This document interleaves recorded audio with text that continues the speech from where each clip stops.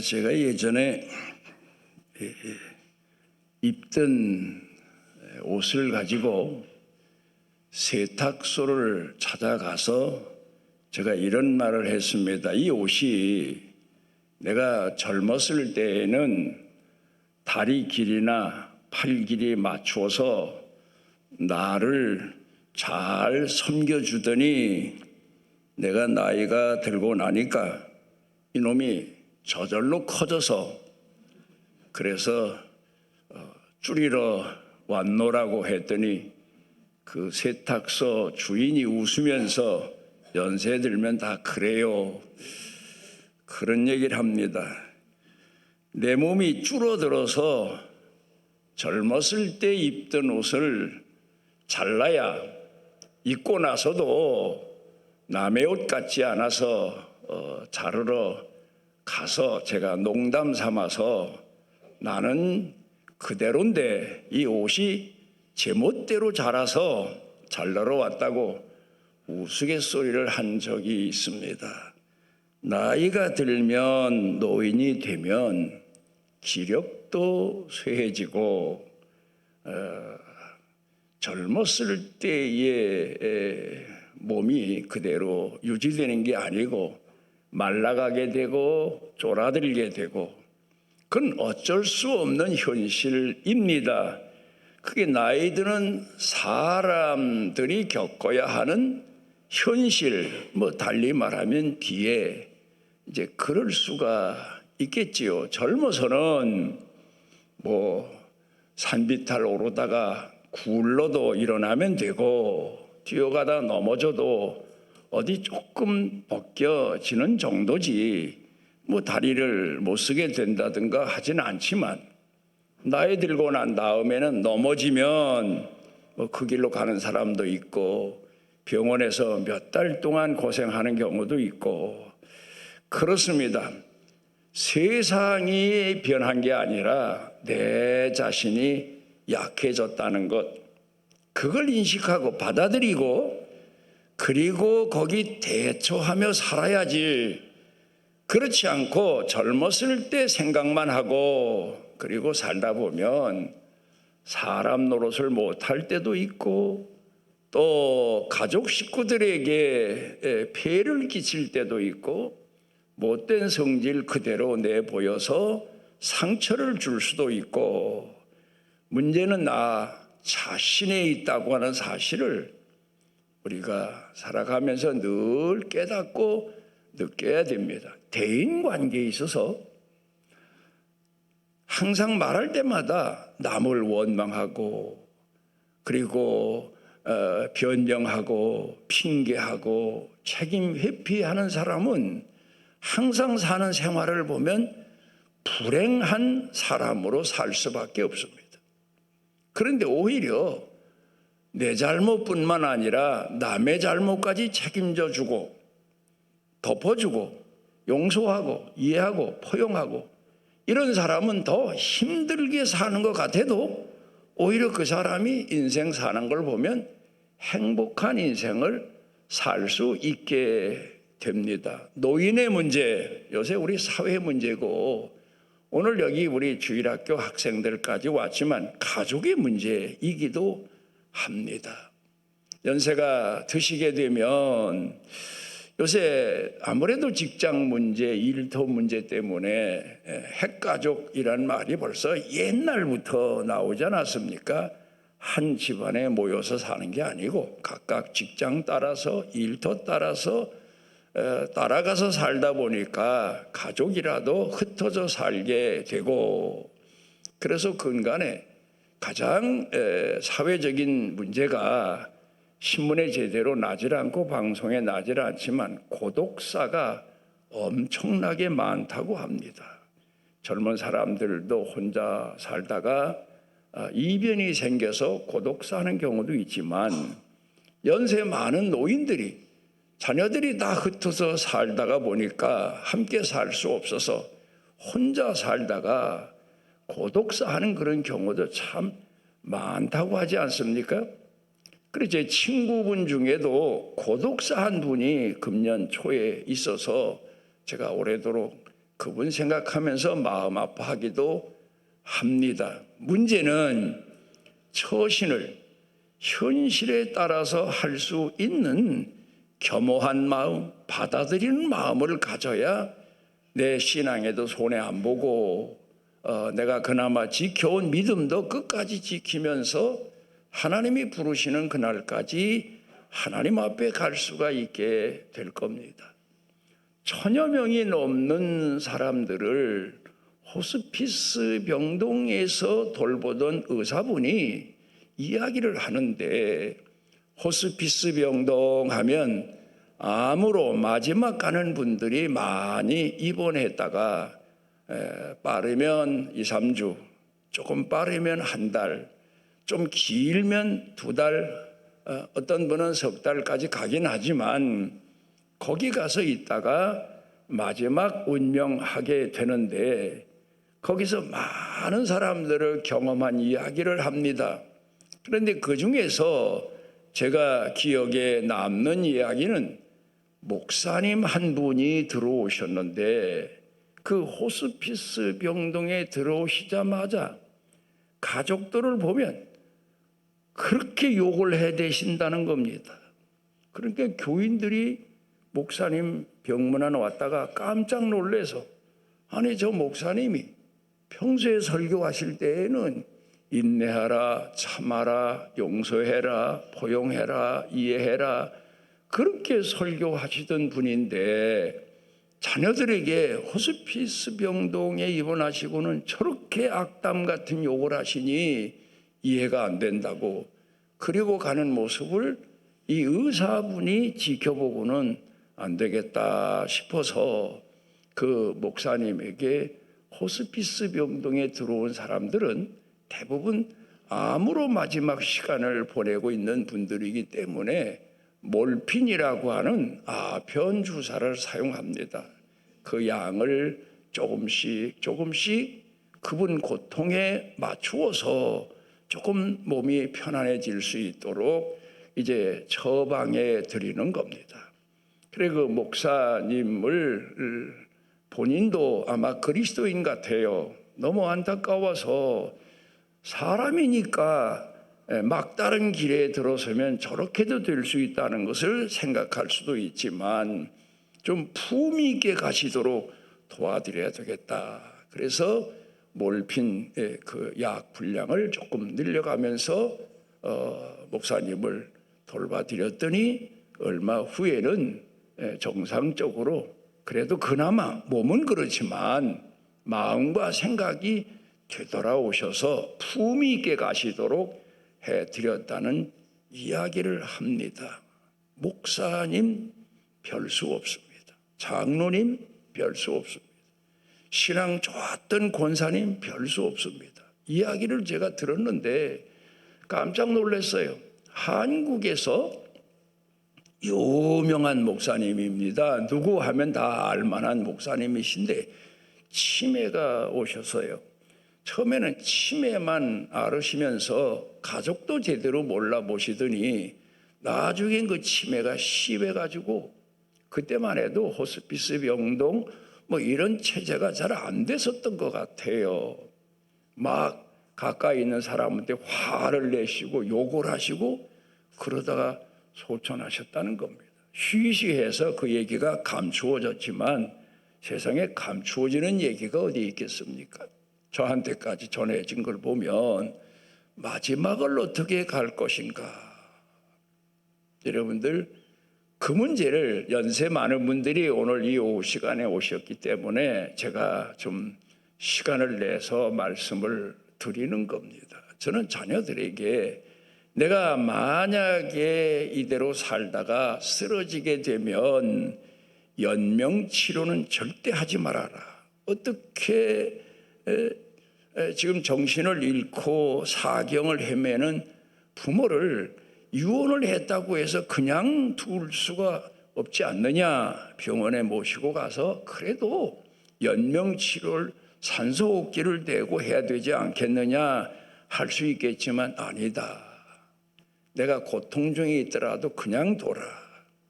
내가 지켜보고 또 이야기를 들어보고 공부해 본 결과로는 연명 치료한다고 뭐 목도 따고 여기다가 뭐 죽도 집어넣어서 생명을 유지하게 하고 이 코 마스크 대고 숨도 쉬게 하고 이러면서 중환자실에서 한 달이 뭡니까? 몇 달 동안을 고생하며 있고 가족들은 거기 떠날 수가 없어서 순번제로 와서 고생하고, 그런데 가족들만 고생하는 게 아니라 본인 자신도 이왕 죽을 고비란 얘기가 있잖아요. 죽음의 고통은 자기 혼자 넘어야 돼요. 누가 도와줄 수가 없어요. 의사분들이 몰핀 같은 주사로 통증을 약화시켜서 도와주는 정도 외에는 방법이 없어. 혼자 가는 길이에요. 지켜보는 사람이 안타깝긴 하지만 그런 문제를 놓고 여러분들이 깊이 생각을 해보셔야 됩니다. 그리고 또 호스피스 병동 가면 나는 집에서 죽어야지 거긴 왜 가냐고 그렇게 얘기하실지 모르지만 아니에요. 집에서는 여러분 고통에 도움을 줄 만한 형편이 되어 있지 않지 않습니까? 그러니까 호스피스 병동 마지막이라도 가서 거기서 주사의 힘을 빌려서 품위 있게 인생을 맞이할 수 있는 마음의 준비도 여러분이 갖추고 있어야 됩니다. 그래서 핵가족 제도니까 요양원에 가는 것, 나는 끝까지 집에 있다가 너희들과 함께 있다 죽겠다 뭐 그러지만 아니에요. 자녀들 형편 봐서 거기서 같이 나만 고통스러운 게 아니라 자녀들에게도 고통을 줄 게 아니라 요양원 가야 될 형편이면 여러분이 자원해서 가서, 우리는 신앙인 아닙니까? 거기서 하나님 나 이제 데려가십시오 하고 기도하는 마음의 준비도 있어야 되고 자녀들에게도 그렇게 가르쳐 줄 수가 있어야 됩니다. 목사가 신방을 갑니다. 병문안 갑니다. 제일 곤란한 게 의사분도 한 달 정도 사실 겁니다. 주변 사람도 이젠 거의 다 돌아가실 때가 됐습니다. 그런데 목사가 만약에 그 환자분에게 한 달 있다 돌아간답니다. 돌아갈 준비하십시오 했다가는 큰일 났죠. 다 시험 들고 난리 나고 무슨 뭐 교회 목사가 이러냐 하고 난리 칠 거 아닙니까? 저도 참 어떤 때는 고민스러울 때가 많아요. 은근슬쩍 판단하기를 이제 우리가 천국 갈 준비를 해야 됩니다 하고 빗대서 얘기는 해도 직설적으로는 못하겠더라고요.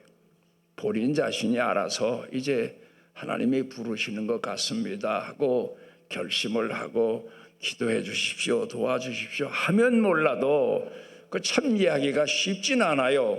그렇지만 분명한 것은 본인이 받아들였든 안 받아들이든 빗대서라도 말입니다.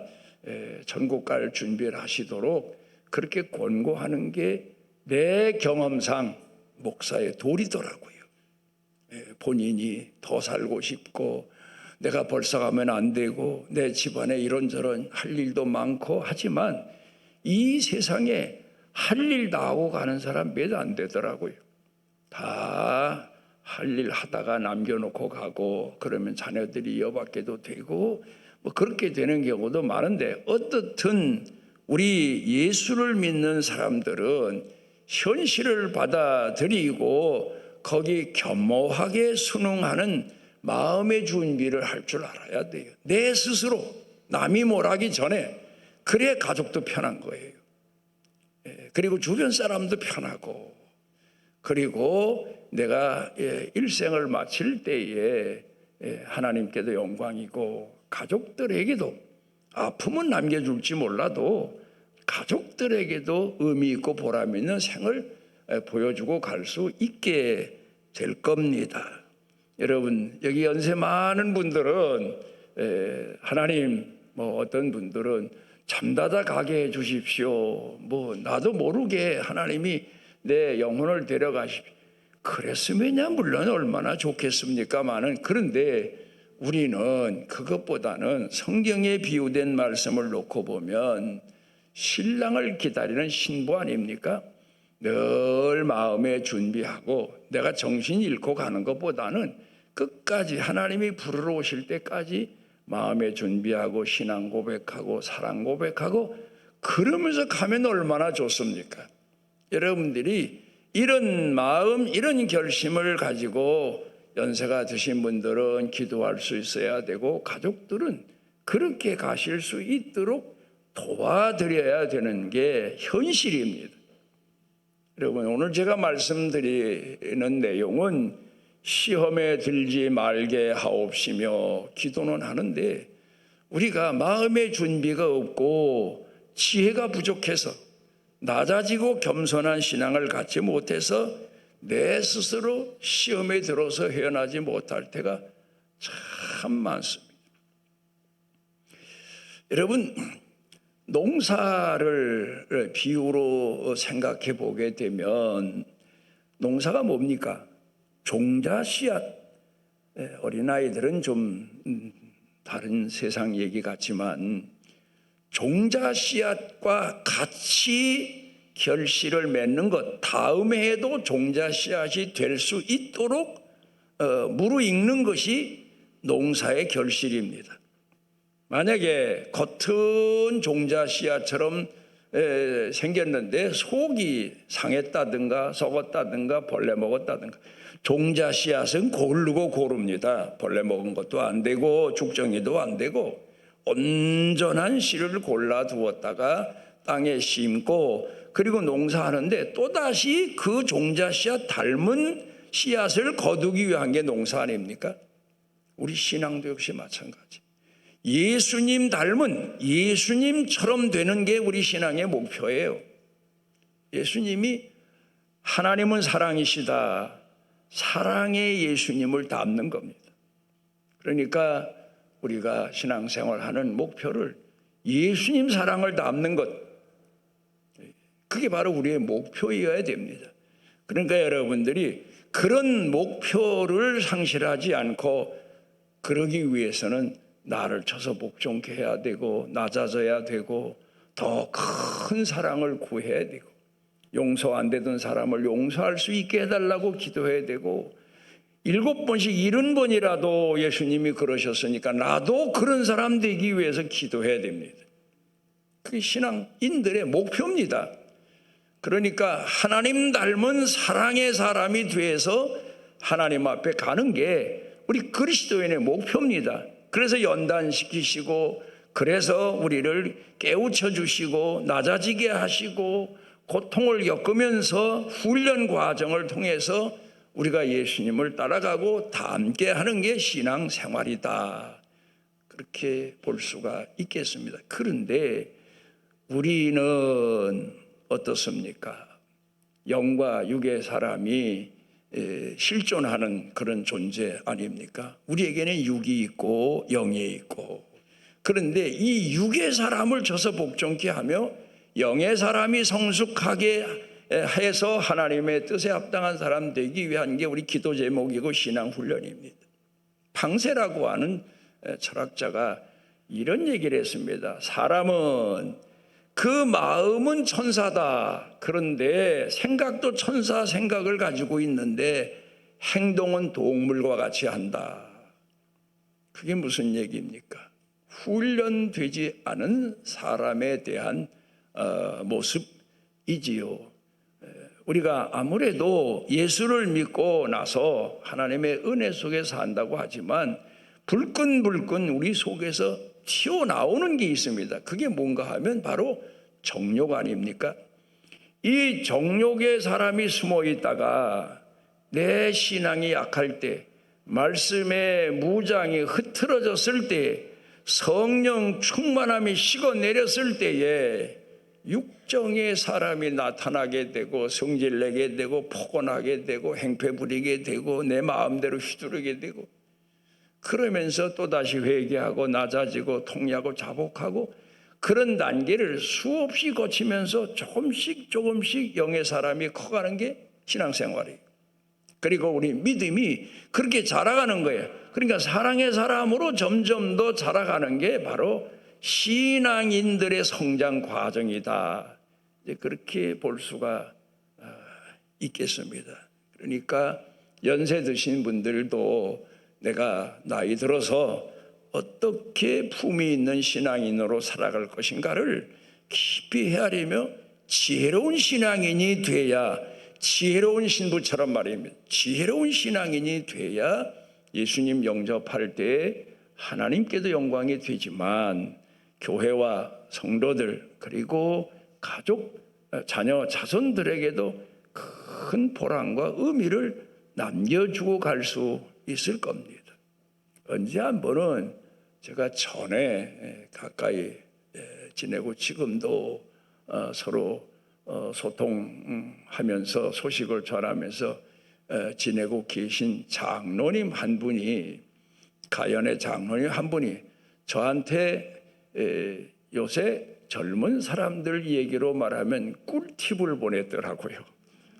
어떤 보니까 78세 된 의사분이 나이 들어서 꼭 사람이 잊지 말고 챙겨 먹어야 될 5가지 음식, 여러분 중에도 아마 유튜브 같은 걸 보시면서 그 내용을 보셨는지 모르겠어요. 근데 이분이 78세 의사분이신데도 하루에 120명의 환자를 거뜬하게 진료하고 돌보신다는 겁니다. 그 비결이 어디에 있느냐, 뭐 여러 가지 얘기를 많이 합니다만은 음식 5가지 중요한 것, 그걸 얘기하더라고요. 첫째로는 콩나물이 몸에 그렇게 좋대요. 그 다음에 두부가 또 몸에 그렇게 좋다고 그러고, 그러니까 콩이 좋은 거예요 결국.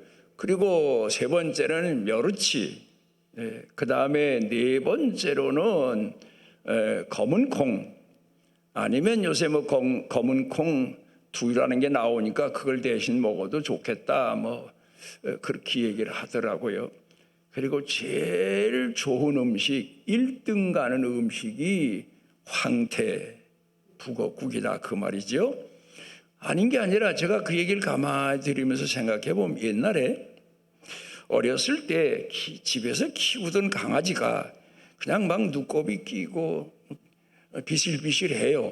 그러면 얼른 집에 어른들이 집에서 찾아도 보고 이웃집에 다니면서 북어대가리를 주워마다가 그걸 끓여서 먹이면 며칠 새로 거뜬하고 멀쩡해져요. 가만히 생각해 보니까 야, 진짜 영양 가치가 그렇게 좋은 건 북어였는데, 뭐 요새는 기운 딸리면 고기 먹어야 된다, 뭐 한다 그러는데, 그것도 물론 먹긴 먹어야 되겠지만, 그래서 그런 얘기를 해요. 당이 심한 자기 환자 중에 그래서 황태국을 권했대요. 그랬더니 매일 아침 황태국을 끓여서 석 달을 먹더니 정상이 됐다고 그렇게 얘기를 하더라고. 그러니까 뭐 그것뿐이겠어요. 뭐 미역도 다시마도 그렇고, 이 육지에서 나는 짐승고기보다는 아무래도 해산물에 더 사람 몸에 유익한 성분들이 많이 있는 것 같아요. 어쨌든 여러분들이 약만 의존할 게 아니라 뭐 현대의학도 의존하고 약도 의존해야 되겠지만, 이런 정보를 여러분들이 종합을 해서, 그렇지, 내가 내 몸을 끝까지 잘 가놓아야, 돌봐야, 그래야 가족에게도 폐가 덜 되고 이웃에게도 폐가 덜 되고 또 건강한 몸으로 살다 가야 하나님께도 영광이 되지 않나 그런 생각이 됩니다만은, 여러분 어떻든 간에 우리가 살아가면서 늘 깨어서 나 자신을 돌아보고, 물론 60만을 위한 일은 아닙니다. 오래오래 장수해야 된다는 얘기만은 아닙니다. 건강하게 살면서 노인도 할 일이 많아요.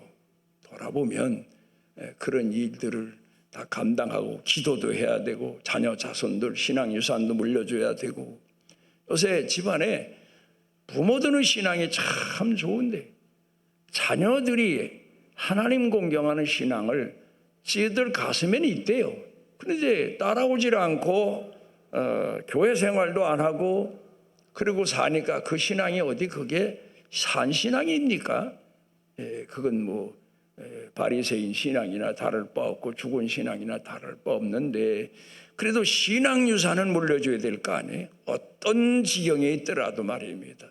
뭐 잘 살 수도 있고 못 살 수도 있고 건강할 수도 있고 병들 수도 있는 게 사람이지만 그런데 우리가 가장 중요히 여기는 건 영원히 사는 신앙을 유산으로 물려주지 못하고 간다면 세상에서 성공자로 손꼽히는 부자로 살지라도 여러분은 그 자녀들 영혼에 대해서 하나님 앞에 금식하며 기도하며 하나님의 응답을 받아내고 신앙 유산을 물려주기까지 살 수 있어야 됩니다.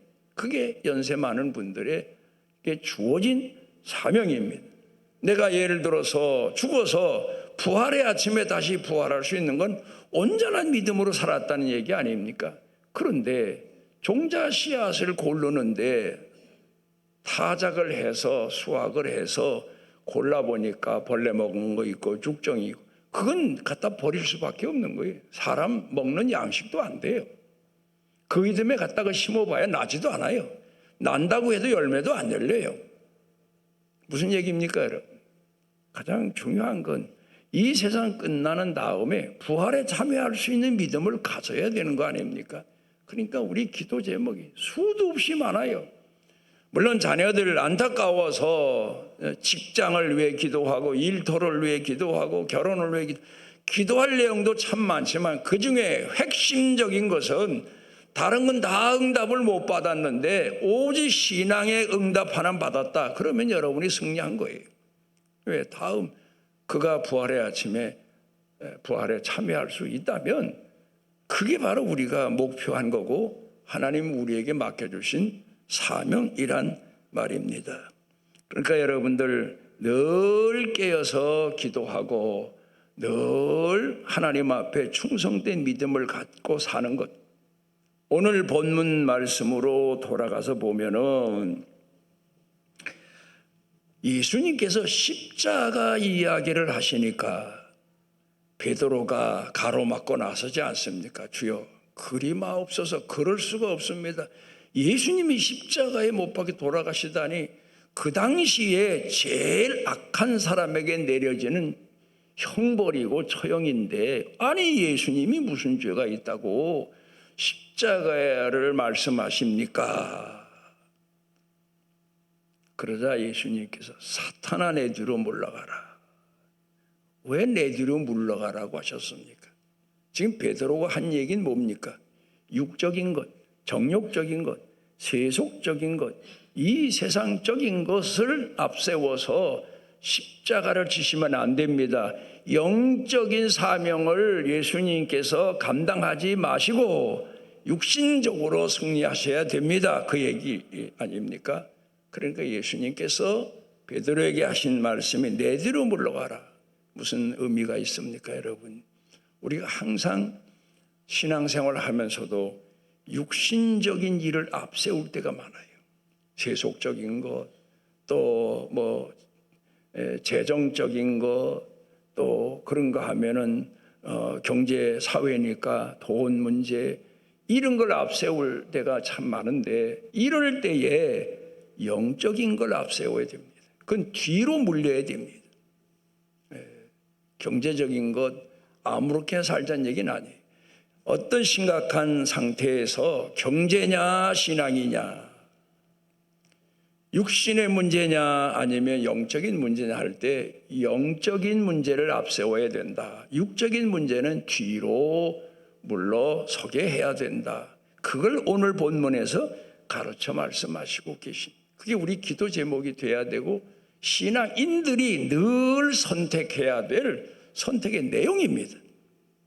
여러분은 하나님을 공경하면서 얼마나 영적이고 신앙적인 일에 결정을 내리고 충성을 구하고 하나님 앞에 헌신하며 사십니까? 신앙생활 하면서도 그래요.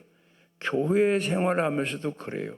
어떤 때 물론 성도들 간에 서로 의논하는 시간이 되면은 이 세속적인 것, 세상적인 걸 앞세워서 하나님께서 하시고자 하시는 일에 대하여서 우리 형편이 못 미쳐서 안 돼서 그리고 반대하는 경우도 없잖아 있습니다.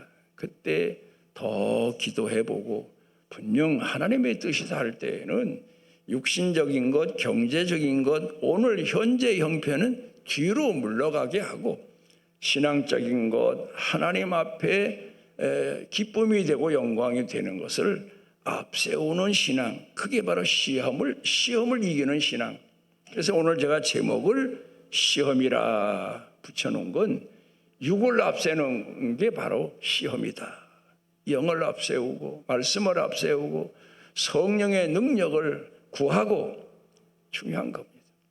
여러분, 우리가 어떤 때에는 신앙생활하면서 한없이 약해질 때가 있어요. 하나님께 충성해야 되는데 그때에는 성령 충만함을 구하십시오. 사람들은 성령 충만하면 뭐 방언하고 예언하고 뛰고 춤추고 찬양하고 그게 성령 충만이 거기만 있는 줄 아는데 아니에요.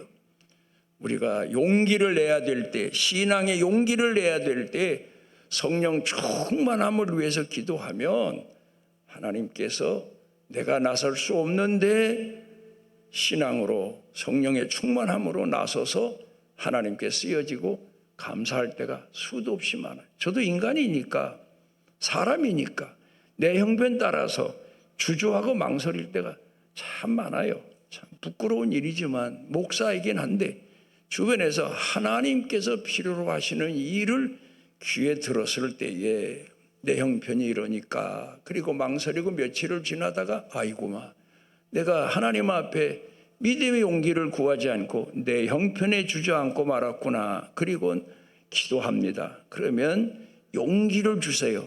그러면 그때 하나님 앞에 순종합니다. 작은 거라도 순종하고, 제 주변에 보면 교회 일에 대해서도 순종해야 될 때가 있고, 주변에 어려운 사람들도 참 많으니까 그 사람들 위해서도 내 형편이 이러니까 하고 주저앉았다가 용기를 내서 그들을 위해서 또 나서기도 하고, 선교지를 위해서도 나서기도 하고, 이제 그럴 때가 참 많습니다. 오늘 제가 여러분들에게 기도드리고 싶은 것은 내 형편, 그리고 세속적인 이런 일들을 앞세워서 영적인 하나님의 일을 뒤로 미루는 일은 시험에 드는 일이다. 예수님이 베드로에게 가르쳐 주신 겁니다. 영적인 일을 앞에 놓고 그리고 성령 충만함을 기도하고 솔선하고 충성하고 따를 수 있도록 하나님 앞에 나아가는 것, 그게 바로 신앙인이 기도해야 될 내용이다. 시험에 들지 아니하고 하나님 영광을 위해 쓰여지는 길이다.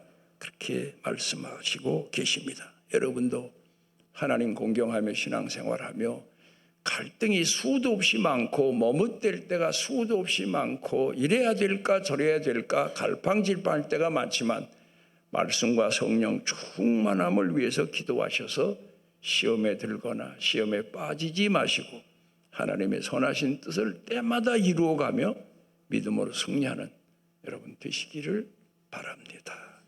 우리를 사랑하셔서 이 시간에 주 앞에 모아주신 아버지 하나님, 우리가 이 땅에 살며 생각으로는 마음으로는 하나님의 뜻에 순종하고 충성하고자 하는 마음이 있지만 약해서 믿음이 없어서 때로는 시험에 빠져서 뒤로 물러가고 주저하려고 하고 망설일 때가 참으로 많습니다. 의에 대하여, 믿음에 대하여, 신앙에 대하여 하나님께 충성된 성령의 충만함을 쉬지 않고 기도해서 하나님 손에 붙들려 쓰임받고 하나님 뜻을 이루는 축복의 교회, 축복의 성도들, 축복의 일꾼 모두가 되도록 은혜를 더하여 주옵소서. 예수님 이름으로 기도드리옵나이다.